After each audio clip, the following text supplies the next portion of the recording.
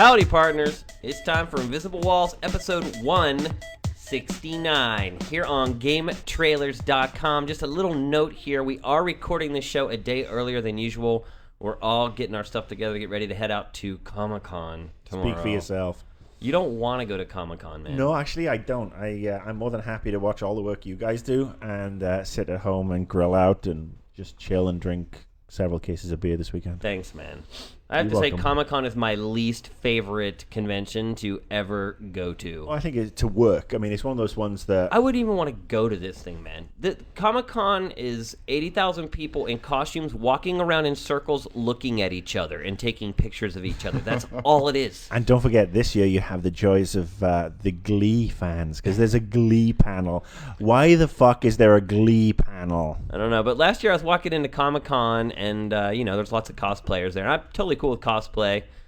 There's this older woman, I'll just say older, walking in front of me. She's like towing a cooler, and on the back of the cooler she has this shield that she's built out of soda cans and then painted the soda cans. She's literally cut the soda cans, flattened them out, made the shield, and painted the shield.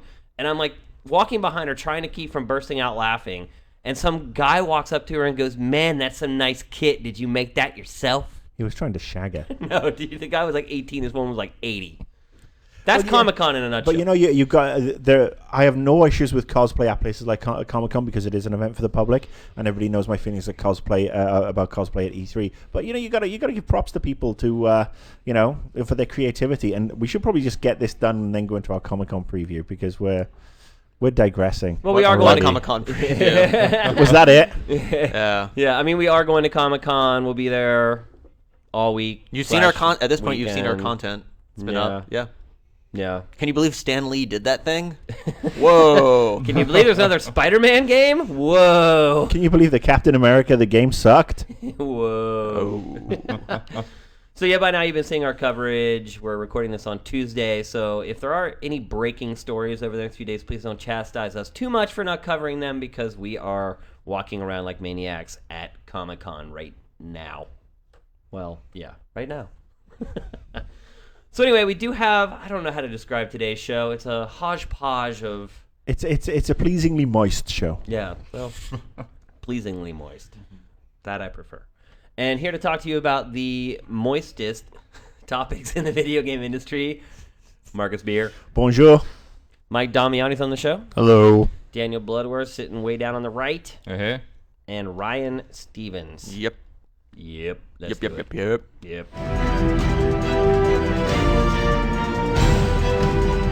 So we always like to start the show off with controversy, and guess what?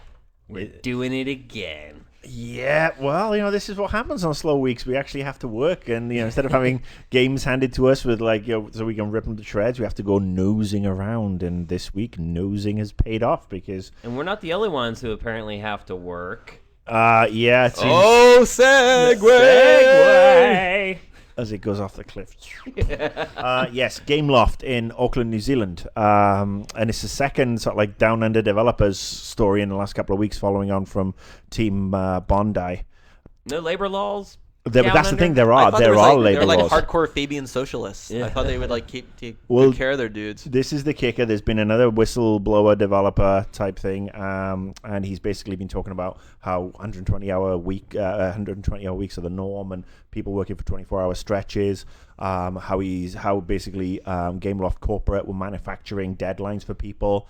Basically that were fake. They were totally fake, yeah, saying like, you have 3 weeks to get X, Y, and Z done, and, you can't leave until it's done. You can go home and come back the next day. And then, they'd find out afterwards that there was another 6 weeks built on there. And, 14-hour days. And then I was reading it. It was like they told one guy who was an artist, like, in the evening, like he was about to go home, he had plans for that night. They needed somebody to test a different game. They pulled him over to be a tester for the night. Like, what kind of an insult is that? Wait, Gameloft tests their games? That's the real headline. Could have fooled me. I thought they just ripped off other people's ideas. Well, and he actually said, but I have plans tonight, and the producer told him, well, you don't now. And I'm sorry, that's just wrong. And I mean, I'm glad to say... Be a good scene in a movie, though. Well, I'm glad to say that the basically Gameloft are being investigated now. Apparently, there is a case going with the Auckland employment, workplace safety, health and safety, whatever. The one side is these publishers completely out of line, expecting this level of work and dedication to a company versus someone's private life. The other side of that coin is that people get in development have seen, read these stories now for years and years. So it's not like when you go into game development, you don't know the hours are long, you don't know that your boss is going to push limit. That said, like I stated at first, that doesn't make it right. And it's not as if you're making LA Noire here. It's Gameloft. It's a mobile Yeah, I mean, game. that's the I thing. mean, Like, mobile games can be good and can be fun, but Gameloft exists on basically to do one thing: look at what everybody else is doing and rip it off it. to the nth degree. Yep. Yes. Yeah, I mean, so- because that's the difference, right? Like, when you go to some place like Sucker Punch, you see guys are doing that kind of thing voluntarily because they love their work, because they love what they're working Well, on. they're Yeah, like also getting- BioWare's notorious for this too, but they like all do it willingly. And Could they you all, imagine but, working on Bejeweled until 5 in the morning? but not only that, they also get they get compensated, they get time off in lieu, and they get Now they get overtime thanks to the EA spouse thing. Yeah, and Sucker Punch and BioWare and those guys, because of the employment laws, they actually are better at it's like, all right, so you go off and you do get paid better, you do get time off in lieu, and you do have a better working environment. Of course, if anybody from Sucker Punch and BioWare is listening and they have issues with this, please reach out to us and let us know. Let's get investigative on this. Start looking through people's trash. I'm going to be like Anderson Cooper. It's like, Well, could we bring in Rupert Murdoch for this one? Yeah. but Mr. Pie in the Face guy. But so, I mean, going back to what I was saying, it's not like people go into development not knowing the hours are long and it can be grueling. But this is an extreme case. I mean, dude. But this is the second extreme one in the last couple of weeks, and I mean, it's like, oh, what can we do? What can we do? We vote with our wallets. Yeah. And Say it don't all buy the time. don't buy a Gameloft game. And Gameloft, don't forget, who owns Gameloft? Ubisoft. It's part of Ubisoft. So you know what? Give them a knock-on effect. Don't buy the next Assassin's Creed. Don't buy. It's a hard thing to ask someone to do. No, I'm just. Yeah, but well, the thing you know, is, though, I mean, they're going to end up doing it to themselves. I mean, you already see, like, in the film industry, like, how rigid standards are for working hours. If they don't tighten themselves up, they're going to have it forced upon them, and it's going to be a lot harder for them to get things done. And, I mean, look, they're ultimately up to making these headlines to begin with. Give people a reasonable schedule rather than saying something that is going to cause people to work these long hours. and once you- Bloodworth makes a good point, though. It's kind of the ESRB philosophy. Yeah. It's like the gaming industry created the ESRB so that the government wouldn't come in later and say, hey, you guys are putting out these games that need to be age-gated, for lack of a better term. We're going to create that agency. Instead, you do it yourself, and then usually the blow isn't as difficult to absorb. the ESRB have, with regards to labor laws, especially in the United States and Europe, United Kingdom, whatever. I mean, the ESRB have no jurisdiction over there, but I mean that's down on a state-by-state basis. I mean, the labor laws are built in, and that's where Sure.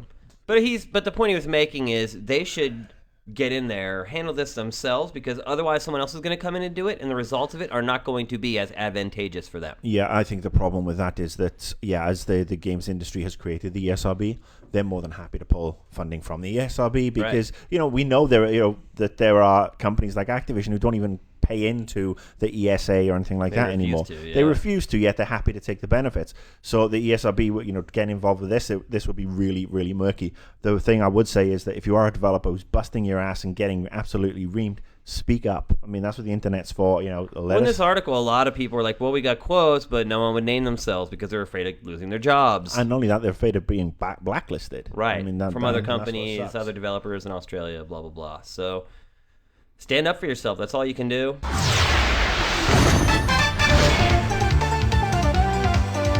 This next one goes out to my mang Justin. Justin, who's not here. So I'm going to talk in a really low voice, and I'm Justin. And act like I don't really care about anything. Yeah, Yeah, everything's lame.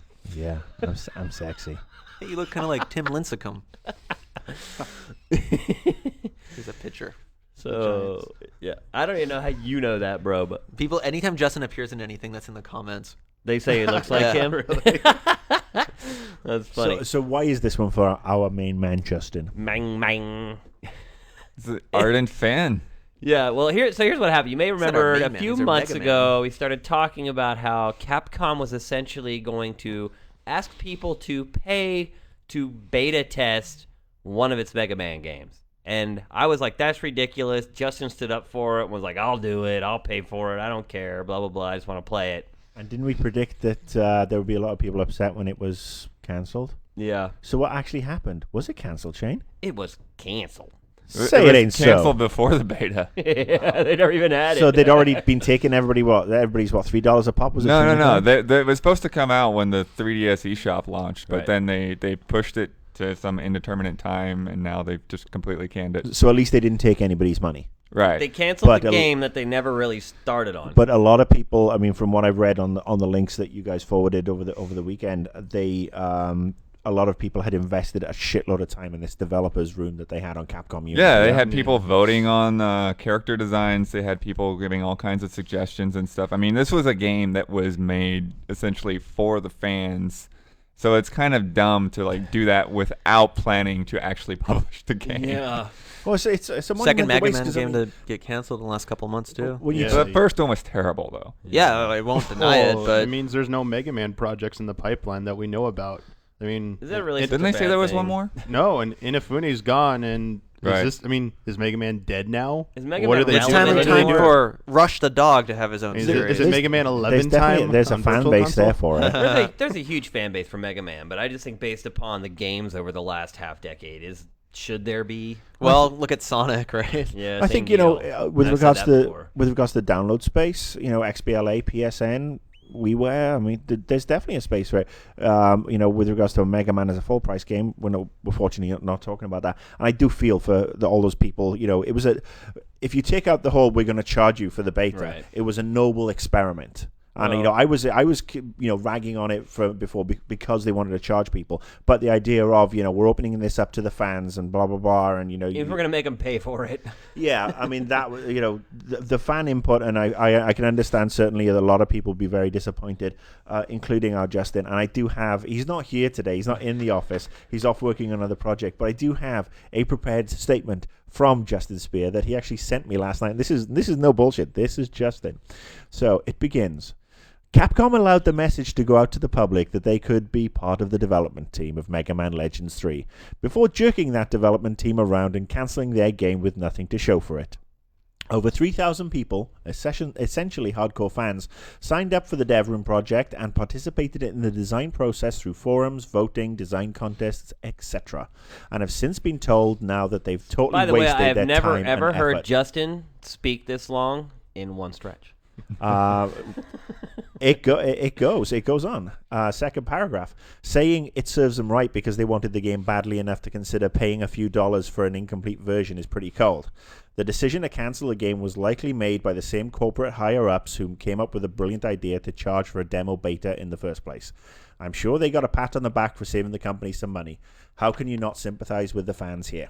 And he makes a valid point, and I sympathize with the fans for all the time and effort they've put in. I agree. I'm glad they didn't cough up money because companies who pull that sort of shit, they deserve to get their assholes reamed. Yeah. I mean, they've said in the Seth Killian, I believe, or one of them said at Capcom, the USA said that like Japan has this conception that the Westerners don't like Mega Man for some reason. That it's not popular over here. They've been quoted as saying that, and you have to wonder if like maybe that's the reason, or And it's not really. I mean, or it has a it's- niche of fans that are really dedicated. But This well, was the supposed- thing is, though, is they haven't marketed those games towards the hardcore market forever. Like they've just been putting out these little, kid-centric DS and GBA games, They've and then never they dedicated the resources. yeah, to and it then they and did shit. like Yeah. Mega Man 10 and stuff. But I mean, this was supposed to be a 3DS game, and if you've kind of been paying attention, this is like one of a string of games that have been canceled or pushed back for 3DS. So, I mean, is it more indicative of Mega Man's faults, or is this like the 3DS hardware needs to get its act together? I'm sure because it's a little bit of games, both, in you all know, honesty. So is it Crush was well, and- delayed until they said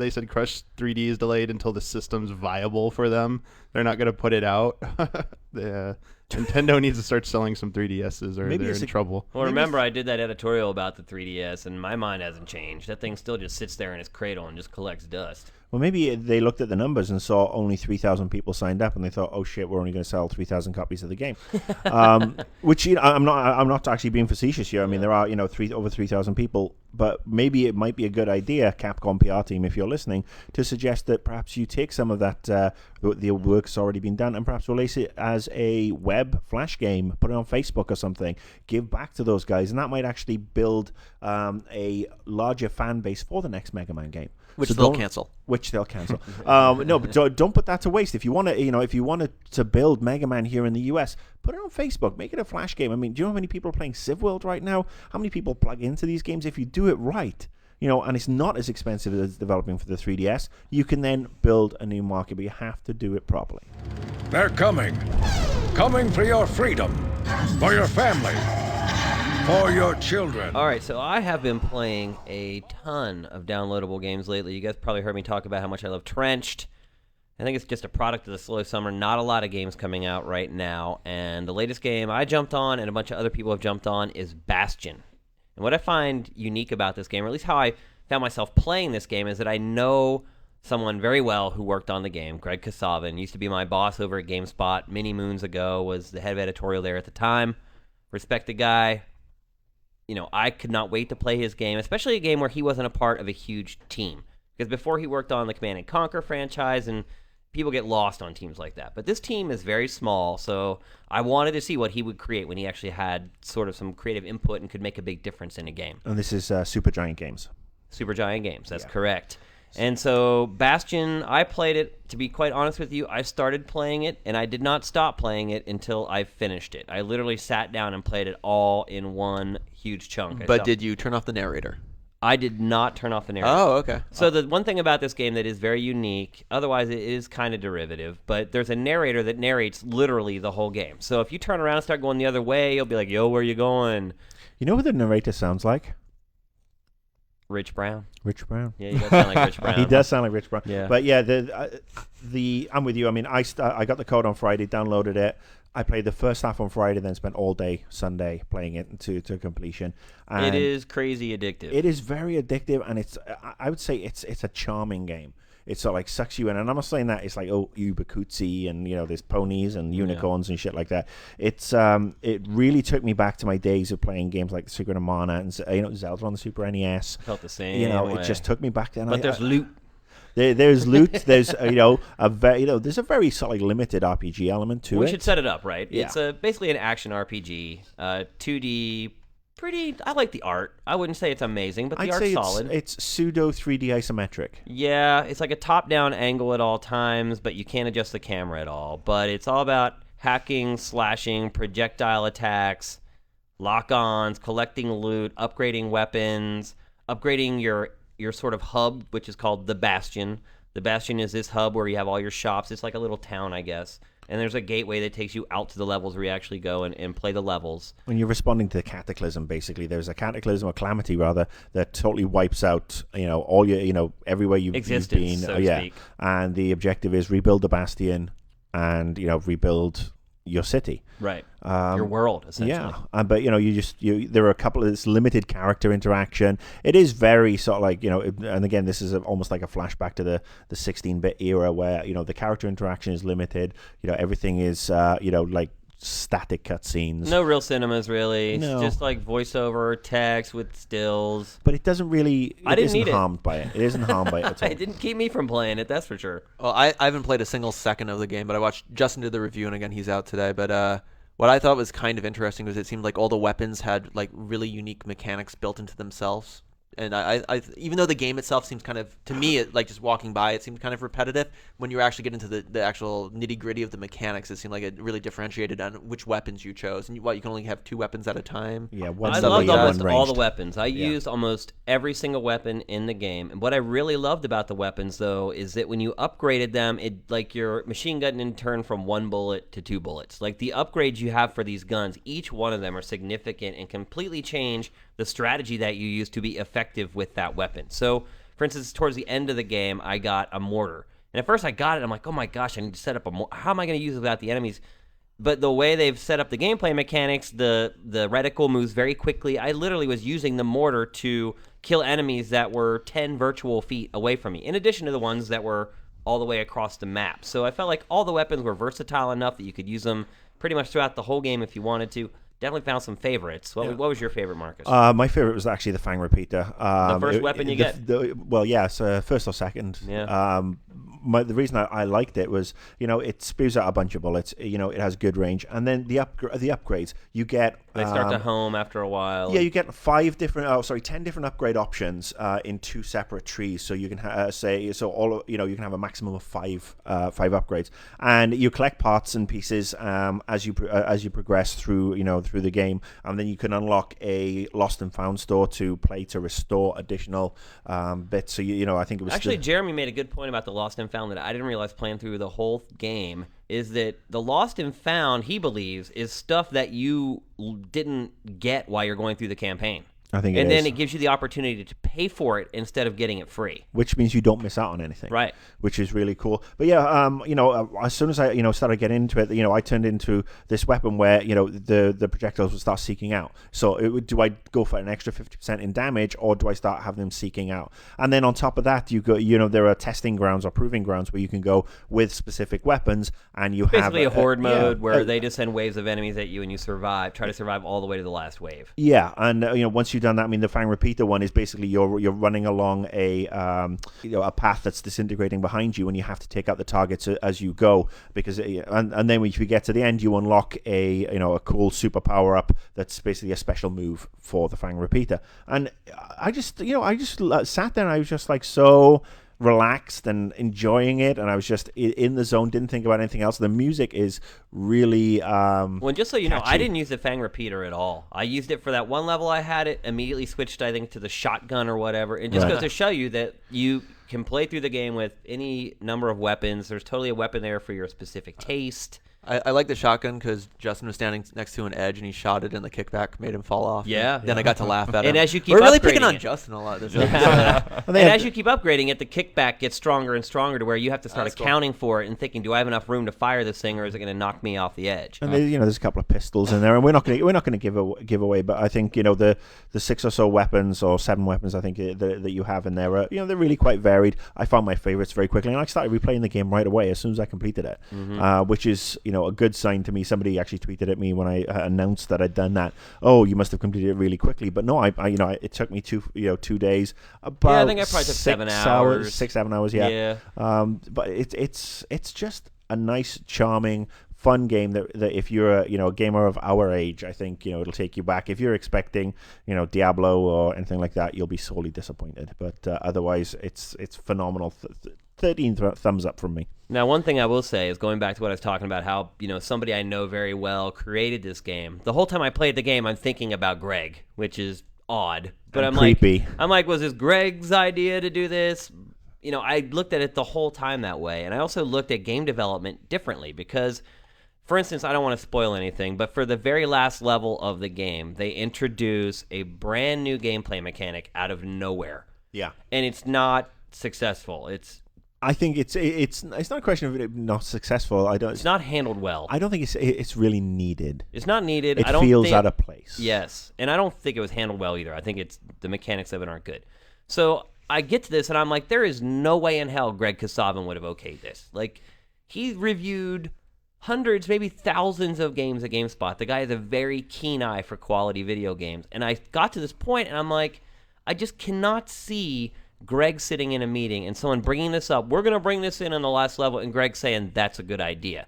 So it kind of put development into perspective for me, and that even on a small team, it is all about sacrifice and fighting your battles when you can and trying to look for the greater good in game development. So even in this smaller team, I felt like there were parts of the game that made it in that I feel Greg probably would have been like, I'm not cool with that, or I don't think that's right. And I don't suppose we'll know that until we get Greg on the show. And he has actually accepted an invitation to come on the show. It's just a question of scheduling now when he can come down from. I think he's up in the Bay Area, isn't he? Yeah. So yeah, once he's going to come down at some point. So that that'll be great. But the other thing I will say is, no matter how much I like hearing voices like Rich Brown's GT Countdown. The smooth sexual chocolate that is his voice. He hears the whole place groan, but it's too tough to fall. didn't fit. The narrator Might as well did check the other begin to sides. get on my nerves a little. He just didn't fit the whole tone of the game. It felt very almost LA Noire. I mean, it did feel like this the voice. It was felt like a out of place. smooth jazz voice almost. Like you'd hear Oh, like a yeah. DJ on the radio, like Adult intro. contemporary. Yeah, and it just didn't fit like the fantasy settings. Well, it was I in. thought it was okay, but it's way overdone. Just watching Justin, I would just be tuning this out, like not even listening anymore. In the end, I did, which is a shame because some of the lines are actually very, very funny, and the way it adapts I to don't know about what very, you're doing. very funny. No, there's a Clever. there were a couple of lines that made me chuckle, and the way it adapts to what you're doing, again, is pretty cool. But yeah, I think they picked the wrong voice. But I mean, fortunately, it didn't hamper my enjoyment So of it the sounds game. like Rich Brown, but they really picked does. the wrong voice. Yeah. The other thing I will say about this game that I realized is, and not just with this game, I felt this way about Trenched 2, is that these DLC games are starting to get really freaking good. After playing Bastion, which you can buy for, I think it's around $15. It's $15, yeah. I started looking at games like the Tales series. And I'm like, would I pay $60 for that game now? No, I won't. I mean, these developers and publishers are going to have to start stepping up their game because what I'm expecting for $60 is changing on a monthly basis. The expectations keep getting higher and higher and higher. So, and again, credit to these developers who are working on these DLC games. They are doing an incredible job of getting us plenty of bang for our buck. The last 3 games I've actually bought and paid for, Miss Explosion Man, Trenched, and the Warhammer game. And we haven't really got time to talk about Warhammer, but I will say, that's only $10. It's kind of fun for what it is. If it was a $40 game, I'd be mighty pissed. But if you want some, just blowing shit up, and I think Rich, you were playing some multiplayer with that one. He's nodding with Justin. In fact, why isn't Justin here today? Seriously, negligent. But yeah, again, for $10, you can't really go wrong. I mean, these sort of games are giving us 6, 7, 8 hours of enjoyment, and then you look at games like Thor, Iron Man, Captain America, games that have started coming out of and they're giving you 3, 4, 5 hours of enjoyment for 6 times the cost. It's taking the piss. So I'm all for the DLG, and long may it continue.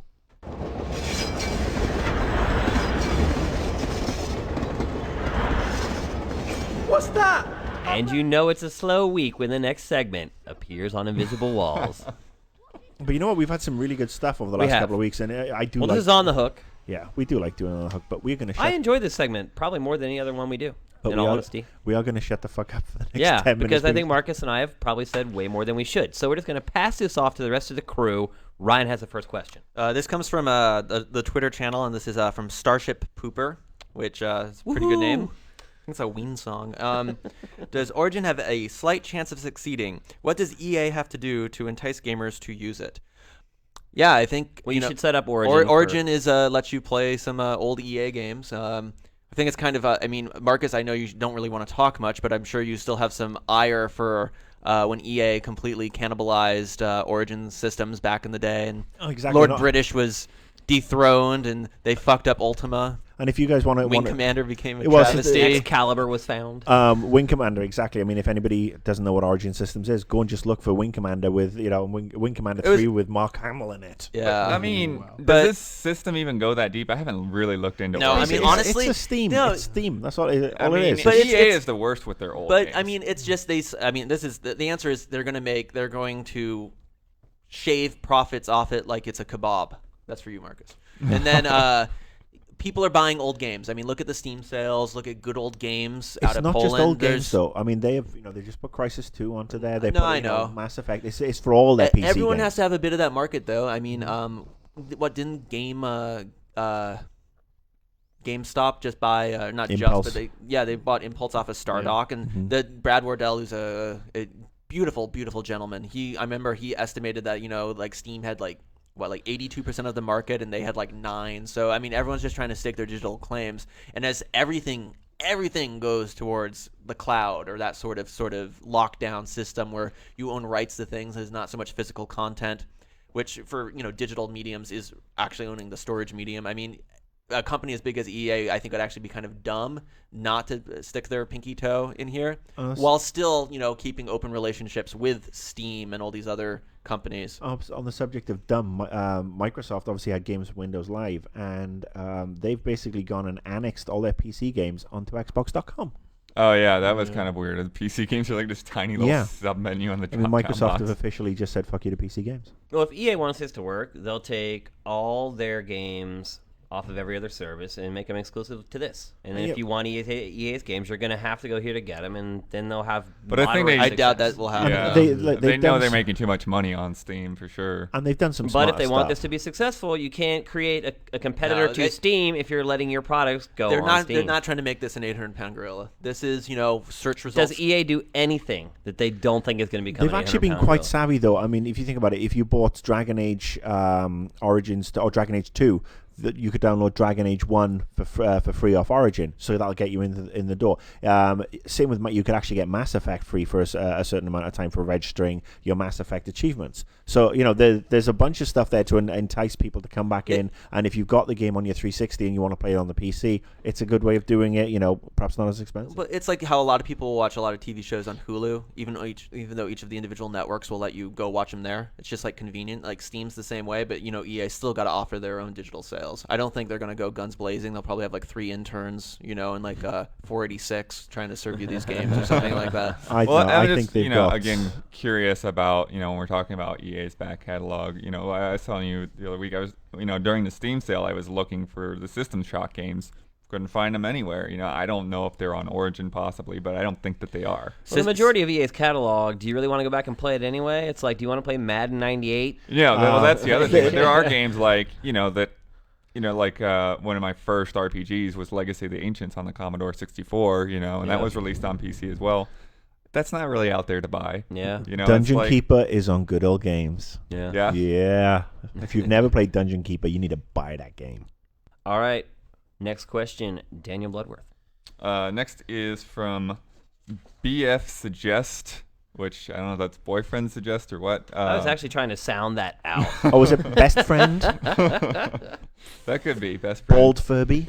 But he is asking, why don't more devs release games in the summer? It's a perfect time to take advantage of customers who are willing to buy anything. Well, I don't think we'll buy anything, but I would sure as hell buy a good AAA game right about now. I mean, that's why we've been digging into the DLC, which maybe that's a blessing in disguise, but... Yeah. I mean, it's been pretty much dead, and it seems like it's going to stay dead until Deus Ex at the end of August. You'd think that like publishers an old excuse at like summer times when people go outside or the blockbuster movie season, but didn't GTA 4 show a few summers ago that when it beat Iron Man that video games are the big hitters on the block? I mean, yeah. But since then, what's come out in the summer? I mean, it seems to be May is that cutoff date. Like last year we got like Super Mario Galaxy 2 and Red Dead, but then after that. Yeah, and I mean, here we got basically everything during the week of E3, and then that's when it died. And I'm wondering, too, if it's sort of the trickle down of the trend we started seeing at E3, which is fewer games from each publisher. Fewer games, but those games being of a higher quality, a higher caliber. And if this is sort of where we're finally starting to see some of the results of that, where they haven't been developing as many games for the last year and a half, so now there aren't games to be released now. I mean, that'd be great if that's the case. I mean, if people would stop being like, Square Enix and loving to announce 100 games and then, one comes out every 6 years. Right. But, I mean, maybe it's because, like, E3 hits, that time, and then, like, once games come and GGS, it's like, and Comic-Con, maybe people are so busy with that type of stuff that, like, they think it's bad timing for, like, resources and...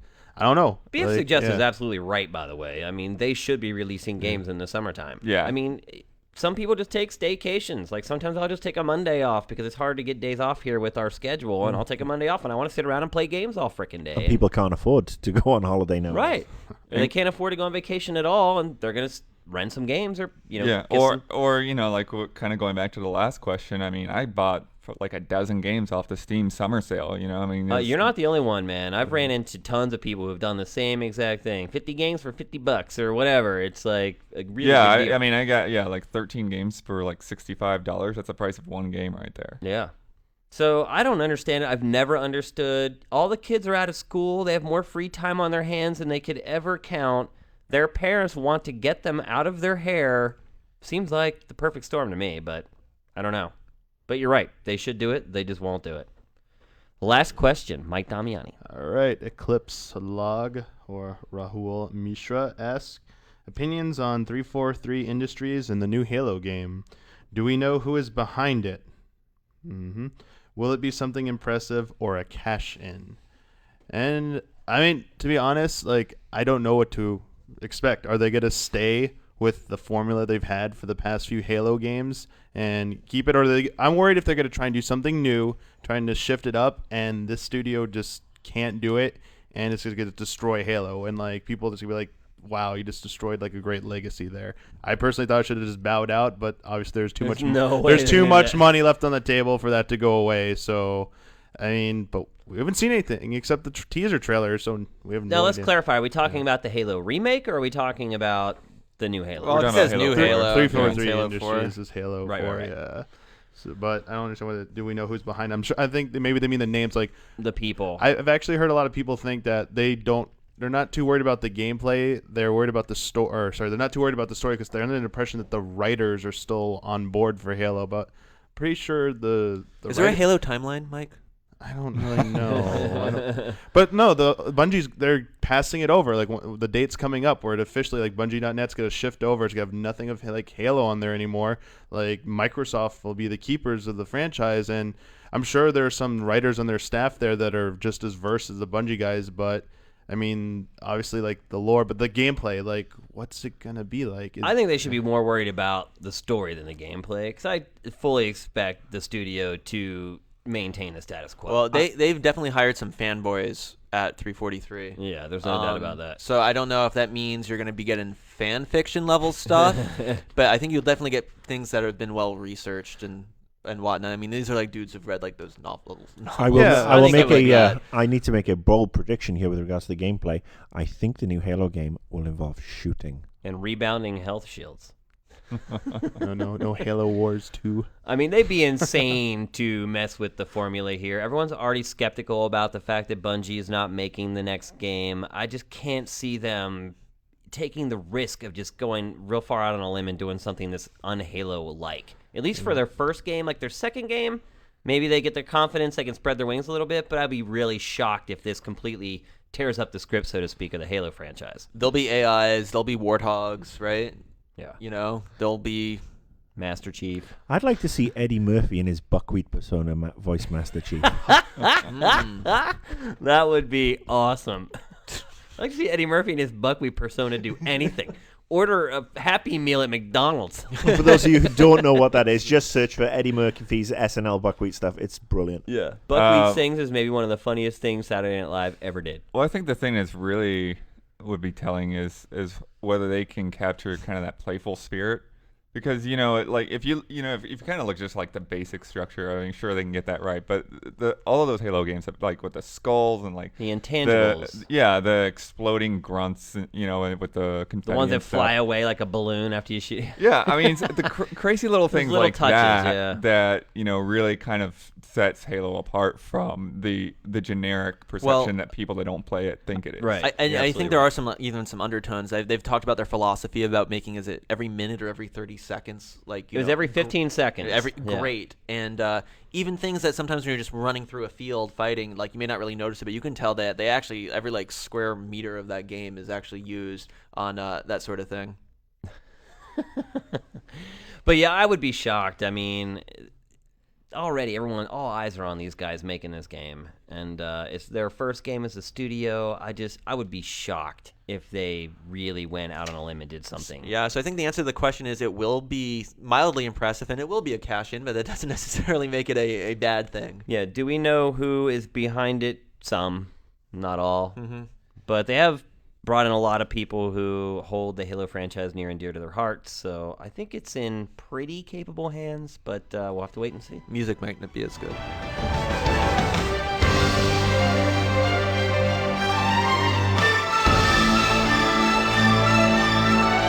All right, that's going to do it for episode 169 here on Invisible Walls on GameTrailers.com. Right about now, I'm going to be wishing I were not at Comic-Con and praying to God the show will be over.